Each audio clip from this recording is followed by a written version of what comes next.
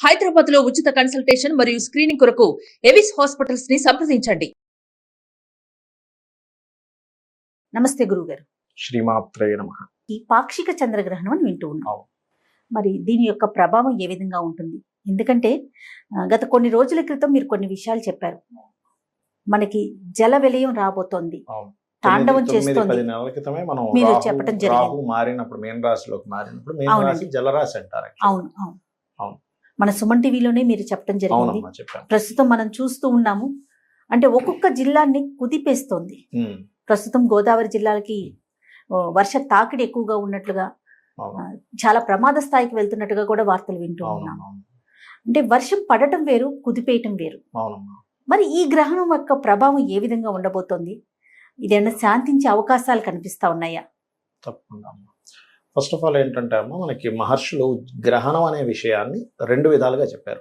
ఒకటి జాగ్రత్త, రెండవది యోగము. గ్రహణం అనేటువంటిది మహర్షి కాన్సెప్ట్ లో గొప్ప యోగం కూడా. ఎలాగా అంటే మనకి గ్రహణానికి రవి, చంద్ర, రాహుకేతువులు ఒకే అలైన్ లోకి వస్తాయి. అంటే మనస్కారకుడు, ఆత్మకారకుడు. చంద్రుడు మనస్కారకుడు. మనకు వేదం చంద్రమా మనసో జాతః అని చెప్పి చెప్పడం జరిగింది. అలాగే ఆత్మకి రవిగా చెప్పడం జరిగింది శాస్త్రంలో. ఆ రెండు కూడా కాలమోక్ష కారకులకి ఈక్వల్ గా అయినప్పుడు మనం ఏదైనా ఒక మంత్రం పట్టుకొని జపం చేసినట్లయితే 1000 సార్లు జపం చేసినటువంటి ఫలితం వస్తుంది మనకి. అవునండి. ఓకే, మరి అలాంటప్పుడు దాన్ని గొప్ప కాలంగా చెప్పారు. మనకి 18వ తేదీ ఉదయం 6:11 నుంచి 10:16 మధ్యలో ఉంటుంది. అయితే మన ఇండియాలో ఉంటుందా ఉండదా అంటే మన ఇండియాలో కనబడదు గ్రహణం. ఉదయం పాక్షికంగానే ఉంటుంది, చాలా తక్కువ శాతం ఉంటుంది. అది కనబడడం చాలా కష్టం. మనకి అమెరికా సైడ్, కొరియా అటు సైడ్ కనిపిస్తుంది చెప్పాలంటే. అయితే మరి ఈ గ్రహణం కనబడదు కదా, దీని ప్రభావం ఏమైనా ఉంటుందా లేదా అంటే, ఇప్పుడు చూడండి అమ్మా, ఈ రాహువు మీనరాశి నుంచి జరిగే వరకు కూడా పలుమార్లు మనకి జల ప్రళయాలు వస్తాయి అనేటువంటిది ఉంది. ఎందుకంటే రాహు ఎక్కడుంటే అక్కడ ఆ ప్రళయాలు. ఇప్పుడు రాహు నెక్స్ట్ ఇయర్ మే 30వ తేదీ వరకు అక్కడ ఉంటాడు. మే 30వ తేదీకి ఆయన కుంభంలోకి మారుతాడు. అప్పుడు పడేటువంటి వర్షాలు ఎలా ఉంటాయంటే, ఇప్పుడు గాలులతో కూడిన వర్షాలు కాదు, మామూలు వర్షాలు, బీభత్సంగా వర్షాలు పడతాయి. ఉధృతి ఎక్కువగా ఉంది. ఎక్కువగా ఉంది. అప్పుడు గాలితో కూడిన వర్షం పడుతుంటుంది. అంటే ఇంత వాన పడదు కానీ తక్కువ వానే కానీ గాలి, ఎందుకంటే వాయుతత్వంలోకి వచ్చినప్పుడు. అదే విధంగా రాహు అక్కడికి వచ్చి, కేతు ఎప్పుడైతే మనకి సింహంలోకి ఎంటర్ అవుతాడో నాయకుల్ని మార్పులు చేస్తుంది. కేతు ఈజ్ మార్పు కారకుడు అనమాట, సింహరాశి నాయకుడు. అయితే ఇప్పుడు మనం గ్రహణం దగ్గరికి వచ్చినట్లయితే ఈ ప్రభావం ఉంటుందా ఉండదా అంటే, గ్రహణం అక్కడ పడుతుందిగా, ఇది ఓన్లీ ఇండియాలోనే కాకుండా బయట దేశాల్లో కూడా దీని ప్రభావం ఉంటుంది కొంతవరకు. అందులో ఎటువంటి సందేహం లేదు. ఎందుకంటే మల్టిపుల్ ప్లానెట్స్ అండ్ మల్టిపుల్ రాశి గ్రహ సంబంధం అంటారు. మనకి డియోల్ సైన్స్ అంటారు వీటిని. ఏది మీనం కానీ, మిథునం కానీ, కన్య కానీ, ధనస్సు కానీ డియోల్ సైన్స్ అంటారు. ఈ డియోల్ సైన్స్ లో గ్రహాలు ఉన్నప్పుడు అది మల్టిపుల్ టైమ్స్ ఇస్తుంది. ఏదో ఒకసారి వచ్చి పోదు, 2 సార్లు 3 సార్లు అలా డబుల్ ట్రిబుల్ టైమ్స్ రావడం అనేటువంటి జరుగుతూ ఉంటుంది. మరి ఈ గ్రహం యొక్క ప్రభావం మన తెలుగు రాష్ట్రాల మీద ఏ విధంగా ఉంటుందంటారు గురువు గారు? ఎక్కువగా జల సంబంధంగానే ఉంటుందమ్మా ఒకటి. ఇంకోటి ఏంటంటే, మనకి కుజుడు నీచ పొందుతున్నాడు. ఎప్పుడైతే కుజుడు నీచ పొందుతూ రవి మనకి 17వ తేదీ తర్వాత నుంచి కేతుతోని, దాని తర్వాత మనకి తులారాశిలోకి వెళ్ళి కుజుడు దృష్టిలోకి వెళ్తున్నాడు. దీనివల్ల ఏమిటంటే అమ్మ, కొంత ప్రభుత్వం మీద వ్యతిరేకతను కూడా ఇస్తుంది ఈ గ్రహం. ఎందుకంటే అమ్మ, ఇక్కడ చంద్రగ్రహణం మనకి 18వ తేదీ అయితే ఒక 15 రోజుల తర్వాత అమావాస్యకి సూర్యగ్రహణం వస్తుంది. 2వ తేదీ 3వ తేదీ సంథింగ్ ఆ డేట్స్ లో. కాబట్టి ఏంటి, ఇది కేతువుతో కలిసి ఉన్నటువంటి రవి, దాని తర్వాత కుజుడు దృష్టిలో ఉన్నటువంటి నీచబడినటువంటి రవి, దానివల్ల ఏంటంటే ప్రభుత్వం మీద వ్యతిరేకతలు. ఈ విషయం కూడా మనం ఆల్రెడీ ఒక 15 రోజుల క్రితం చెప్పాను, మళ్ళీ ఇక్కడ గ్రహణ సమయంలో చెప్తున్నాను నేను మీకు. ఇటువంటి ఫలితాలు ఇస్తుంది. అయితే ఇది ద్వాదశ లగ్నాల వారికి, లగ్నం నుంచి అయినా సరే, రాశి నుంచి అయినా సరే చూసుకున్నట్లయితే, ఫస్ట్ ఆఫ్ ఆల్ మనం మేషం నుంచి చూసుకున్నట్లయితే, ఫస్ట్ ఆఫ్ ఆల్ మనకి మీనరాశిలో ఈ యొక్క గ్రహణం జరుగుతుంది కాబట్టి ఎక్కువగా ప్రభావం ఎవరి మీద ఉంటుంది అంటే మీనరాశి వారికి మెయిన్ గా ఉంటుంది. దాని తర్వాత కర్కాటకము, వృశ్చికము, అదే విధంగా మనకి కుంభ, మేషరాశి వారికి స్వల్పంగా ఉంటుంది. అయితే ఒక్కొక్క రాశి వారికి ఒక్కొక్క సందర్భంలో ఒక్కొక్క విషయాల్లో జాగ్రత్త పడాలి. అదేమిటి అంటే, మీనం నుంచి మొదలు పెడదాం. మీనం నుంచి మొదలు పెడితే కనుక మీనం వారికి ఇమాజినేషన్స్, ఏదో జరుగుతుందేమో అనేటువంటి కంగారు ఎక్కువగా ఉంటూ ఉంటుంది. దీనికి రెమెడీ కూడా చెప్తాను ఏం చేసుకోవాలనేటువంటిది. మీనం వారికి కాస్త ఏదో జరగబోతుంది, ఏదో ఆందోళన, మానసిక ఆందోళన ఎక్కువగా ఉంటుంది. అదే మేషం వారికి అనుకోండి, ఇన్వెస్ట్మెంట్స్ విషయంలో జాగ్రత్త పడాలి. ఇది ఎన్ని రోజులు పడాలి ఇన్వెస్ట్మెంట్స్ విషయంలో జాగ్రత్త అంటే, సరిగ్గా మనకి గ్రహణం రోజు నుంచి 40 రోజులు చెప్పారు శాస్త్రంలో. మండల కాలం జాగ్రత్తగా ఉండాలి ఎప్పుడు గ్రహణం వచ్చినా కూడా. సో ఇన్వెస్ట్మెంట్స్ విషయంలో మేషం వారు జాగ్రత్తగా ఉండాలి. వృషభ రాశి వారికి 11వ స్థానంలో గ్రహణం కాబట్టి చాలా మంచిది. అంటే అన్ని రకాల లాభాలు సిద్ధిస్తాయి వృషభం వారికి. మరి మిథునం వారికి గనక చూసుకున్నట్లయితే వాళ్ళకి కెరియర్ పరంగా చాలా బాగుంటుంది. దశమ స్థానంలో గ్రహణం చాలా మంచిది. అయితే ఇక్కడ ఈ కెరియర్ విషయంలో జాగ్రత్తగా ఉండాలి. కానీ దీంతో పాటు మనం జాగ్రత్త తీసుకోవాల్సిన మరొక జాగ్రత్త ఏమిటంటే, బాగుంటుంది కానీ వృషభం వారికి లాభాలు బాగుంటాయి, మిథునం వారికి కెరియర్ గ్రోత్ ఉంటుంది. కానీ ఒక జాగ్రత్త కూడా తీసుకోవాలి మిథునం వారు. ఏమిటది అంటే, ఎవరైనా చూడండి అమ్మా, ఇప్పుడు ఏదైనా ఉద్యోగం ఇప్పిస్తాను, పలానా డబ్బులు కట్టండి, మీకు గవర్నమెంట్ జాబ్ ఇప్పిస్తాం అంటూ ఉంటారు. అటువంటి విషయాల్లో మోసపోయే ఛాన్స్ ఉంటుంది, అదొక్కటి చూసుకోవాలి కొద్దిగా. అదేవిధంగా కర్కాటకం వారి కనుక చూసుకున్నట్లయితే, ఇక్కడ లాంగ్ జర్నీస్కి వెళ్ళేటప్పుడు బ్యాంక్ ట్రాన్సాక్షన్స్ విషయంలో జాగ్రత్తగా ఉండాలి. ఒక్కోసారి హ్యాకింగ్స్ లాంటివి జరుగుతుంటాయి సార్. ఎందుకంటే భాగ్యస్థానం అనేది మూలధనంగా చెప్తూ ఉంటారు శాస్త్రంలో. అదేవిధంగా సింహం వారికి కూడా స్వల్పంగా బాగుంటుంది, కాకపోతే వాహనాల మీద వెళ్ళేటప్పుడు జాగ్రత్తగా ఉండాలి. ఇక కన్యా లగ్నం వాళ్ళకి కనుక చూసుకున్నట్లయితే, కన్యా లగ్నం రాశి వారికి కనుక చూసుకున్నట్లయితే, వివాహ నిర్ణయాలు, వివాహ సంబంధించినటువంటి విషయాల్లో జాగ్రత్తగా ఉండాలి. ఎందుకంటే సప్తమంలో జరుగుతుంది కదా. ఇక వివాహం ఒకటే కాకుండా పార్ట్నర్షిప్స్ విషయాల్లో కూడా కొంత జాగ్రత్తగా ఉండాలి, బిజినెస్ పార్ట్నర్షిప్స్ విషయాల్లో. అదే విధంగా మనకి తులారాశి వారికి కనుక చూసుకున్నట్లయితే, వీరికి 6వ స్థానంలో గ్రహణం చాలా మంచిది. అంటే ఏమిటి, కొన్ని కేసెస్లో గెలవడం, కొన్ని ఇప్పుడు చూడండి కొన్ని స్పోర్ట్స్ రిలేటెడ్ సంబంధించి ఉంటాయి, అటువంటి విషయాల్లో వీళ్ళకి గెలుపు రావడం అనేటువంటి చాలా స్పష్టంగా చూపిస్తుంది. ఇక అదే విధంగా మనం చూడండి, ఎప్పుడైనా సంతానం అంటే మనకి గర్భవతులు జాగ్రత్తగా ఉండాలండి అంటుంటారు చూసారు. వారు ఎవరు ఏ రాశి వారికి అంటే, అది పర్టికులర్ గా వృశ్చికం వారికి. వృశ్చికం వారికి కొంత, మీనం వారికి కొంత ఈ ఎఫెక్ట్ చూపిస్తుంది. అయితే ఇండియాలో లేదు కదండి, ఇండియాలో కూడా అలా ఉండాలి, కొంత జాగ్రత్త సరిపోతుంది. ఏ దేశాల్లో అయితే అది కనిపిస్తుందో ఆ దేశాల్లో చూసుకుంటే మంచిది, కానీ ఇండియాలో అంత ప్రభావం అయితే ఉండదు. అదేవిధంగా ధనస్సు వారికి కనుక చూసుకున్నట్లయితే, వీరు 4th హౌస్లో గ్రహణం అయినప్పుడు ఏమవుతుందంటే, వీళ్ళు ఏదైనా గృహం సంబంధించిన ప్రాపర్టీ రిలేటెడ్ సంబంధించిన విషయంలో నిర్ణయాలు తీసుకునేటప్పుడు జాగ్రత్తగా తీసుకోవాలి. 40 రోజులు. ఇప్పుడు మీరు చెప్పిన మంచి చెట్లన్నీ కూడా ఒక 40 రోజులు ఎగ్జాక్ట్లీ. ఎందుకంటే గ్రహణం వచ్చే ముందు ఎలా అయితే 6-7 గంటల ముందు సోల ఎలా అంటారో, గ్రహణం వెళ్ళిపోయిన తర్వాత 40 రోజుల పాటు, మండల కాలం పాటు దాని ప్రభావం ఉంటుంది అని శాస్త్రం. ఇక మకరం వారికి అనుకోండి అమ్మా, 3వ స్థానం గ్రహణం చాలా మంచిది. వాళ్ళకి ఏంటంటే కొన్ని లావాదేవీలు, ఎప్పటి నుంచో తగినటువంటి లావాదేవీలు క్లియర్ అవుతాయి. ఇక కుంభం వారికి కనుక తీసుకున్నట్లయితే, ఫైనాన్షియల్ మ్యాటర్స్ విషయంలో చాలా జాగ్రత్తగా ఉండాలి కుంభం వారు. చాలా కేర్ గా ఉండవలసినటువంటి పరిస్థితి ఉంది కుంభం వారు. ఇక ఈ రాసుల వాళ్ళందరూ కూడా ఎవరికైతే ఇబ్బంది ఉందో వాళ్ళు చేసుకోవాల్సిన జాగ్రత్తలు ఏమిటి అని చెప్పి చూసుకున్నట్లయితే, పర్టికులర్ గా ఇక్కడ వీళ్ళు చేసుకోవాల్సినటువంటిది కొన్ని దానాలు చెప్పారు శాస్త్రంలో. ఏమిటవి అంటే, రవిచంద్ర సంబంధించినవి, అంటే రవిచంద్ర ప్రతిమలు ఉంటాయి మనకి, సిల్వర్ రిలేటెడ్ సంబంధించినవి ఉంటాయి. అవి 2 ప్రతిమలు, గోధుమలు, బియ్యము, మినుములు, ఉలవలు గుర్తుపెట్టుకోండి. గోధుమలు, బియ్యము, ఉలవలు, మినుములు, వీటిని దానంగా ఇవ్వాలి. దీంతో పాటు మనకి ఒక చిన్న రాగిది కానీ లేకపోతే మన ఇత్తడిది కానీ తీసుకొని, ఒక చిన్న గిన్నెలా తీసుకొని దానిలో స్వచ్ఛమైనటువంటి ఆవు నెయ్యి పెట్టి ఇవ్వాలి. దానివల్ల ఏమవుతుందంటే, వీళ్ళకి గురుబలము, ముఖ్యంగా గురుబలం పెరుగుతుంది, రవిచంద్రుల యొక్క బలం పెరుగుతుంది, రాహుకేతువుల యొక్క దోషం తగ్గుతుంది.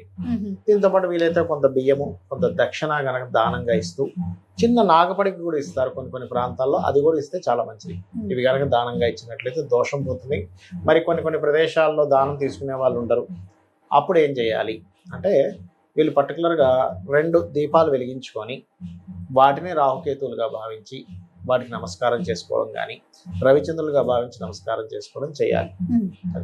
దీంతో పాటుగా గ్రహణం రోజు మనం పాటించాల్సిన ప్రత్యేకమైన నియమాలు ప్రతి ఒక్కరూ కూడా పాటించాల్సిన ఏమైనా ఉంటాయా గురుగారు? తప్పకుండా ఉంటాయమ్మా. మొట్టమొదటిగా ఏంటంటే అమ్మా, గ్రహణానికి ముందే, అంటే మార్నింగ్ గ్రహణం కదా, దానికంటే ముందే ఎర్లీ మార్నింగ్ 4 o'clock లేచి కానీ లేదా ముందు రోజు కానీ దర్భ వేయాలమ్మా. తినేటువంటి పదార్థాలు ఉంటాయి కదా, అన్నిటి మీద కూడా దర్భ వేసుకోవాలి. దర్భ వేయాలి ఒకటి. నిల్వ ఉంచే వస్తువుల మీద కూడా అంతే కదండి. అవునమ్మా. రెండవది ఏంటంటే ఇప్పుడు గ్రహణానికి ఉన్న శక్తి ఏంటంటే మన కర్మల్ని తొలగిస్తుంది. ముఖ్యంగా 6 గంటల 11 నిమిషాల గ్రహణం ప్రారంభం. చక్కగా పట్టు స్నానం చేసి మీకు ఒక సమస్య ఉంటే ఆ సమస్య తగ్గట్టుగా మనం మంత్రం చేసుకోవాలి. ఇప్పుడు కొంతమందికి అప్పులు బాధ, ఇవాళ రేపు చూడండి అందరికి అప్పుల బాధలు తగ్గడానికి శాస్త్రంలో ఓం అపర్ణాయే నమః ఈ మంత్రం అద్భుతంగా పనిచేస్తుంది. అందులో ఎటువంటి సందేహం లేదు. అపర్ణాయే నమః, ఓం అపర్ణాయే నమః అంటే అపర్ణాయే నమః అంటే దాని అర్థం ఏమిటంటే పర్ణములు విడిచిపెట్టినటువంటిది అమ్మవారు. శివుడిని ధ్యానం చేస్తూ ఎండిన ఆకు కూడా తినలేదట అమ్మవారు. ఆకుకి బుధుడు కారకుడు, బుధుడు అప్పులకు కారకుడు. అంటే అమ్మా నువ్వు వదిలేసావు అనుకుంటే ఇక్కడ ఈ బుధ సంబంధించిన దోషం పోతుంది, వాళ్ళకి అప్పులు పోతాయి. ఓకే, అలాగే రెండవది ఈ మంత్రాన్ని జపిస్తూ ఉండాలి. విడుపు వరకు జపించి విడుపు స్నానం చేస్తారు. ఏమంటే మనకి ఇక్కడ గ్రహణం లేదు కదా పని చేస్తుంది అంటే ఖచ్చితంగా పనిచేస్తాం. ఎందుకంటే ఇప్పుడు చూడండి మా జాతక చక్రంలో చంద్రుడు పాడయ్యాడు, ఆ వ్యక్తి పుట్టాడు. చంద్రుడు భూమి మీద ఆ సమయంలో కనబడకుండా అవతల దేశంలో ఉన్నాడు, కానీ వాడి ప్రభావం పడుతుందా లేదా? అలాగే ఏంటంటే గ్రహణ ప్రభావం మంత్ర సంబంధంగా మనం మంత్రం చేసినప్పుడు దాని ప్రభావం 100% ఉంటుంది. అలాగే ఉద్యోగాలు లేవు ఇవాళ రేపు, చక్కగా మీరు కనుక ఎవరైనా సరే ఉద్యోగం కావాలంటే ఈ గ్రహణ సమయంలో ఓం శ్రీమాత శ్రీ మహారాజ్ని శ్రీమత్ సింహాసనేశ్వరియే నమః లేదా ఓం మాణిక్య మకుటాకార జానుద్వయ విరాజితాయే నమః ఈ మంత్రం చేసుకుంటే ఖచ్చితంగా వస్తుంది. అందులో ఎటువంటి సందేహం లేదు. కాకపోతే సంశయించకుండా చేసుకోవాలి, నేను అమ్మవారిని చేస్తున్నాను నాకు వస్తుంది అనేటువంటి భావంతో. ఇక మానసిక ఒత్తిళ్ళు ఎక్కువగా దీనికి సంబంధించి ఏదైనా మంత్రం? 2 ఉన్నాయి, ఇంక చాలా ఉన్నాయి బట్ 2 చెప్తాను. ఓం మనస్విని నమః అనే మంత్రం ఒకటి, లేదా మనకి చూడండి అమ్మా అష్టమి చంద్ర విభ్రాజ అలికస్థల శోభితాయే నమః ఇది బ్రహ్మాండంగా పనిచేస్తుంది మానసిక దీనికి. అలాగే టోటల్ లలితాసహస్రనామాలు యూట్యూబ్ లో ప్లే చేసుకుంటూ ప్రాణాయామం అంటే ఎలా అంటే దీనికి ప్రాణాయామానికి కూడా ఒక పద్ధతి చెప్పారు శాస్త్రంలో. ఇప్పుడు ఒక ఎగ్జాంపుల్ లలితాసహస్రనామాలు ఉన్నాయి. ఓం శ్రీమాత శ్రీ మహారాజ్ని శ్రీమత్ సింహాసనేశ్వరి అన్నాం, అప్పుడు పీల్చుకున్నాం, మూసామనుకోండి. చిదగ్నికుండ సంభూత దేవకార్య సముద్యత ఉద్యద్భాను సహస్రాభ చతుర్బాహు సమన్విత మూసాం. మళ్ళీ ఓపెన్ చేసి 3 శ్లోకాలు అయ్యేలాగా ఒక శ్లోకం పీల్చుకొని 2 శ్లోకాలు బ్లాక్ చేసి 3 శ్లోకాలు వదలాలి. 1-2-3 రేషియోలో చేయాలి. ఇప్పుడు కూడా ప్రాణాయామం అంటే పీల్చుకునేటప్పుడు 1%, బ్లాక్ చేసినప్పుడు 2, వదిలేటప్పుడు 3, మళ్ళీ తీసుకునేటప్పుడు 1. అలా చేస్తే మీకుండే రోగాలు ఖచ్చితంగా పోతాయి. పాపకర్మలు మనకి శాస్త్రం ఏం చెప్తుందంటే ప్రాణాయామం రోజు ఎవరైనా 1 గంట సేపు కనుక చేయగలిగితే వారికి 3 జన్మల పాపాలు పోతాయట. శాస్త్రంలో ఉన్నటువంటిది ప్రామాణికమైనటువంటి విషయం ఇది. అదే విధంగా మనకు కొంతమందికి రోగాలతో ఇబ్బంది పడుతూ ఉంటారు. ఓం సర్వవ్యాధి ప్రశమని సర్వ మృత్యు నివారిణి అగ్రగణ్య అచింత్య రూప కలికల్మషనాశిని నమః చేయాలి. ఖచ్చితంగా వాళ్ళకి రోగాల నుంచి బయటపడడం జరుగుతుంది. ఇలా 1-2 అని కాదు. ఫైనాన్షియల్ ప్రాబ్లమ్స్ ఉన్నాయనుకోండి, ఓం సంపత్కరీ సమారూఢ సింధుర వ్రజ సేవితాయే నమః ఇది చేసుకున్నట్లయితే ఖచ్చితంగా బాగుంటుంది. ఇవే కాకుండా నారాయణ మంత్రం చేసుకోవచ్చు. ఓం నమో నారాయణాయ, ఓం నమః శివాయ, సులభ మంత్రాలు, పంచాక్షరి మంత్రాలు. ఆహార నియమాలు ఏమైనా పాటించాలండి? ఆహార నియమాలు అంటే సర్వసాధారణంగా ఇది ఎర్లీ మార్నింగ్ వస్తుంది కాబట్టి ఎలాగో మనం అంత పొద్దున ఎవరు తినరు. సహజంగా ఏంటంటే 5-6 గంటల ముందే భోజనం కంప్లీట్ చేయాలంటారు కాబట్టి ఎలాగో మనం ఆ టైంలో తినం. అయిపోయిన తర్వాత తినడం మంచిది. ఇప్పుడు చాలా మంది అంటారు ఏమంటే మా పిల్లవాడు మరి స్కూల్కి వెళ్తాడు కదా తినకుండా వెళ్తే ఎలాగా అని అంటారు. కొంచెం ఓపిక పట్టమని చెప్పండి ఉండగలిగే వాళ్ళైతే. లేదంటే కుదరదు అనుకున్నప్పుడు తినేటప్పుడు క్రీమ్ అచ్యుత అనంత గోవింద అనుకుంటూ తినమనండి. శాస్త్రంలో దీనికి ఏమిటంటే మనం కూడా నిత్యము కనుక క్రీమ్ అచ్యుత అనంత గోవింద అనుకుంటూ తింటే ఆ యొక్క ఆహారం ఔషధంగా మారుతుందట.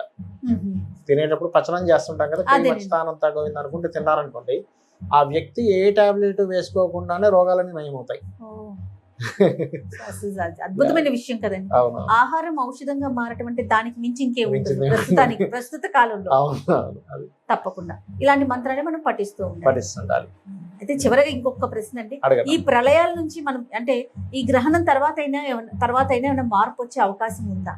తప్పకుండా మార్పు వస్తుందమ్మా. అయితే ఇక్కడ దీనికి ఒక సాధన ఒకటి ఉంటుంది. ఇప్పుడు రకరకాల ప్రాంతాల్లో ఉంటాము. రాహు ప్రభావం వల్ల ప్రళయాలు ఇంకొక 6 months వరకు చూపిస్తున్నాయి, 6-7 months వరకు. మరి దీని నుంచి బయటపడ్డాం ఎలాగా? శాస్త్రంలో ఒకటి చెప్పారు, వరుణుడిని పూజించాలట. వరుణుడే కదమ్మా వర్షం కదా, అంటే నీకు ఎటువంటి ప్రమాదం లేకుండా వరుణుడు చూసుకుంటాడు. దీనికి షట్చక్ర సాధన చేసే వాళ్ళు ఏం చేస్తారంటే వం అనే అక్షరాన్ని మనకి స్వాదిష్టాన చక్రం మీద వం వం వం అనేటువంటి సాధన చేస్తారు. అప్పుడు వాళ్ళకి వం సాధన కనుక ఎవరైతే చేస్తారో, స్వాదిష్టాన సాధన ఎవరైతే చేస్తారో వాళ్ళు ఇప్పుడు చూడండి, ఇలా చూస్తే ఇక్కడ జలం పడుతుందని చెప్పగలుగుతారు. జలసిద్ధి కలుగుతుంది వాళ్ళకి. జలసిద్ధి కలిగిన వ్యక్తికి జలం వల్ల ఇబ్బంది రాదు. పూర్వం రైతులు చేసేవారట వంశాదం. అంటే వాళ్ళకి వర్షం పడాలనుకున్నప్పుడు పడేది, కొంతమందికి కావాలనుకున్నప్పుడు. అంత సాధన ఉండేది. పంచభూతాల మీద పట్టు సాగించేవారు వాళ్ళు ఒకప్పుడు. అలా చేయగలిగితే కనుక కాస్తంత ఉపశమనం లభిస్తుంది. వరుణ యాగాలు చేయడము ఇట్లాంటివి కొన్ని టెంపుల్స్ లో చేయగలిగితే బాగుంటుంది.